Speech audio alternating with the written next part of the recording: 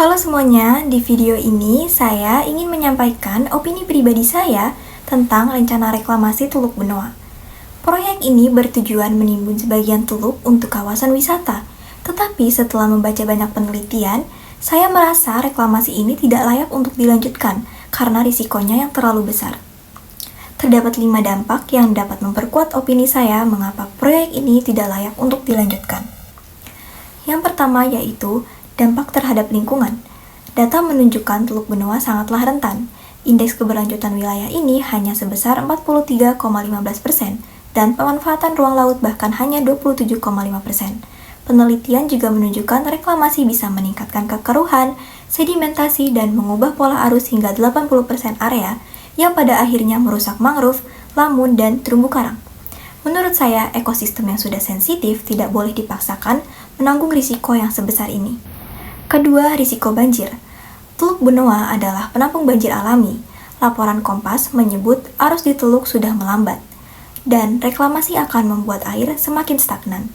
Penelitian Undip juga memperingatkan bahwa hilangnya fungsi alami teluk dapat meningkatkan risiko banjirop di wilayah pesisir. Menurut saya, hal ini ancaman nyata bagi masyarakat sekitar. Yang ketiga, dampak sosial dan budaya.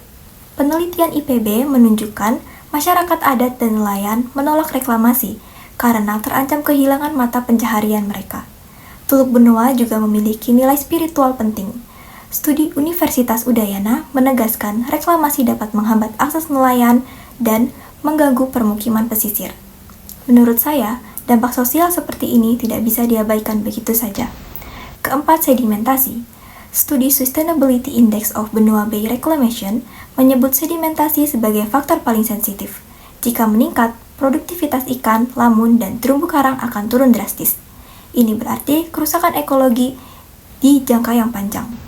5. Tata kelola.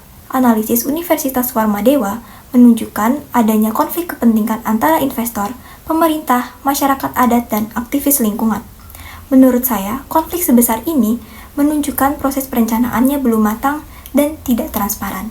Perusahaan properti dari Jakarta hendak menguruk Teluk Benoa dan membangun 16 pulau buatan. Masa mendesak Gubernur Bali menolak reklamasi Teluk Benoa dan membatalkan keputusan Presiden nomor 51 tahun 2014. Ribuan masyarakat Bali yang bergabung dalam forum teater.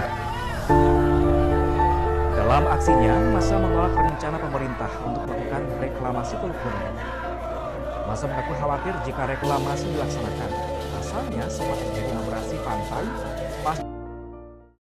Setelah melihat semua data, saya semakin yakin bahwa reklamasi Teluk Benoa tidak perlu dilanjutkan.